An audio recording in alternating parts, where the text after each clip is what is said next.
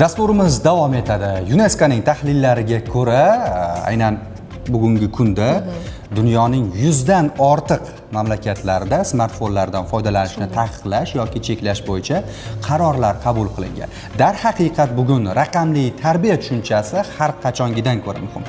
Va navbatdagi lavhamiz Fonus Kids startapi haqida bo'ladi. Bu yerda bolalarning internetdan foydalanishini nazorat qilish va xavfsiz raqamli muhit yaratishga qaratilgan ushbu platforma sizga ham qiziq bo'lishi aniq. Tomosha qilamiz.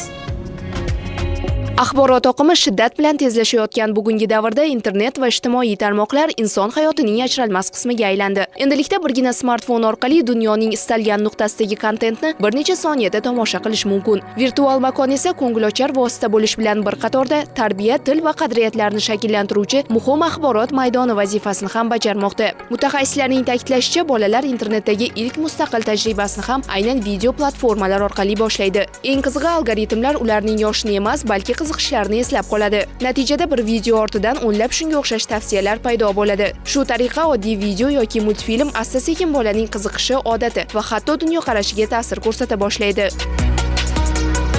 Bugun 16 milliarddan ziyod ko'rishlar soniga ega bo'lgan shu kabi xorijiy kontentlar dunyo bo'ylab bolalar tomonidan eng ko'p kuzatiladigan videolardan biriga aylangan. Xo'sh, shu o'rinda bir savol tug'iladi. Bu ko'rsatkichning qancha foizini mahalliy auditoriyamiz tashkil qiladi? Bolalar Instagram, YouTube va boshqa ijtimoiy tarmoqlar orqali kuzatadigan bu turdagi media mahsulotlar qanchalik xavfsiz va eng muhimi, ular milliy qadriyatlarimizga uyg'un tarzda yaratilganmi? Shu kabi dolzarb muammolarga yechim sifatida yaratilgan Fonus startapi bugun e'tiborimiz markazida. Fonus zulmatni ma'rifat nuri bilan yoritishni maqsad qilgan innovatsion loyiha. Markaziy Osiyodagi ilk bolalar uchun xavfsiz, filtrlangan va milliy qadriyatlarimizga mos video platforma sifatida ishlab chiqilgan ushbu startapning asosiy g'oyasi bugun raqamli makonda ishonchli va foydali muhitni yaratishdan iborat. Startap orqali bolalar saralangan multfilmlarni tomosha qilishi, aqlni charxlovchi va zararli ta'sirdan xoli o'yinlarni o'ynashi, shuningdek turli interaktiv mashg'ulotlar yordamida bilim va ko'nikmalarini rivojlantirishi mumkin. Eng muhimi, barcha kontent bolaning hamda qiziqishiga mos tarzda tavsiya etiladi. Fonus Kids bu butun oila uchun yaratilgan foydali ilova. Chunki ham ota-ona uchun, ham farzand uchun yaratdik. Hozirgi kunda jamoamizda 15 dan ortiq xodim bor. 3 kishi boshlaganmiz. Yosh bolalarga ota-onalar telefon beradi, to'g'rimi? Ota-onalar ko'rayotgan kontentlar bolaga to'g'ri kelmaydi. Algoritmlar tez o'zgara olmaydi. Ya'ni ota-onalarga ko'rsatiladigan kattalar kontentini bolaga ham ko'rsatadi. Natijada ular o'zining yoshiga mos bo'lmagan gaplarni o'rganadi, o'zining yoshiga mos bo'lmagan mavzularda noto'g'ri informatsiya olishi mumkin. Bu bizda xavotir uyg'otdi. Bunga bir yechim sifatida shu narsani o'ylab topdik. Bugungi kunda 70 mingdan ortiq foydalanuvchilarning tanloviga aylangan mazkur platforma o'zbek, ingliz va arab tilidagi kontentlarni taqdim etadi.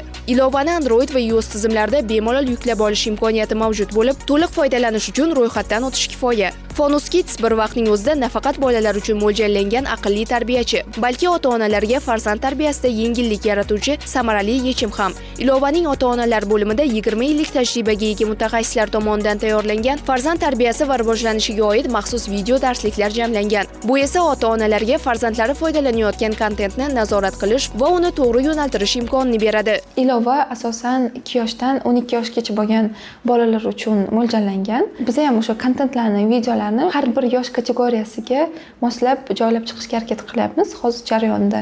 Hozirgi kunda ilovada 1000 dan ortiq kontent bor. Ro'yxatdan o'tgandan keyin ishlatish jarayonida siz farzandingizni yoshini kiritasiz va qiziqishlarini, ya'ni farzandingiz xarakteri qanaqa, nimalarga qiziqadi va siz farzandingizni qaysi qobiliyatlarini o'stirishga xohlaysiz, shuni ham tanlaysiz.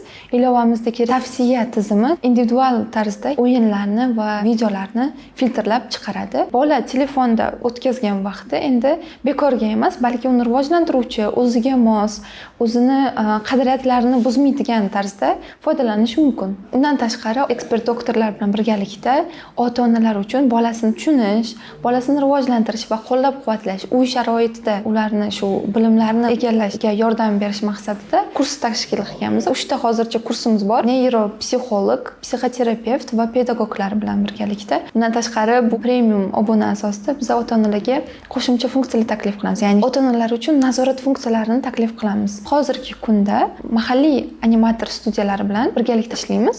Ya'ni ular multfilm ishlab chiqaradi chiqarishadi. Undan tashqari biz ularni olib yana o'zimiz filtrdan o'tkazib, ya'ni bolani yoshiga, psixologiyasiga to'g'ri keladiganini olib o'zimiz ilovamizda uzatamiz. Ayni paytga qadar startap Qozog'iston, Saudiya Arabistoni kabi davlatlarda namoyish etilib, xalqaro miqyosda investorlar va jamoatchilik e'tiborini o'ziga jalb etishga muvaffaq bo'lgan. Shuningdek, talabalar uchun Nobel mukofoti deb ta'riflanadigan Health Prize musobaqasining O'zbekiston bosqichida birinchilikni qo'lga kiritgan Fonus Kids jamoasi endilikda Londonda bo'lib o'tadigan final bosqichiga yo'l olgan. Ularning navbatdagi maqsadi esa aniq: 1 million AQSh dollari miqdoridagi grantni qo'lga kiritish orqali loyihani yanada kengaytirish va rivojlantirish.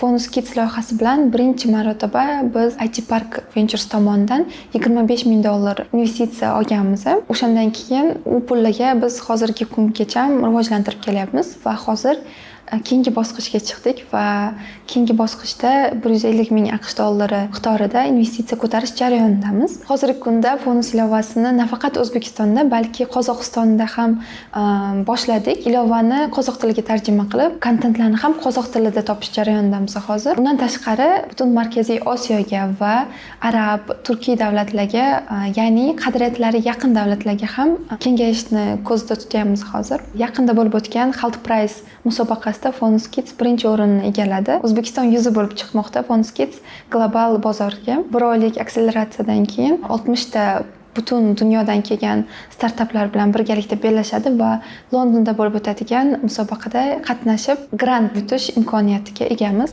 Raqamli makonda bolalar uchun xavfsiz va ma'rifiy muhit yaratish bugungi kunning eng dolzarb vazifalaridan biri. Bu kabi tashabbuslar esa kelajak avlodning axborot maydonida ongli va to'g'ri yo'nalishda voyaga yetishiga xizmat qiladi.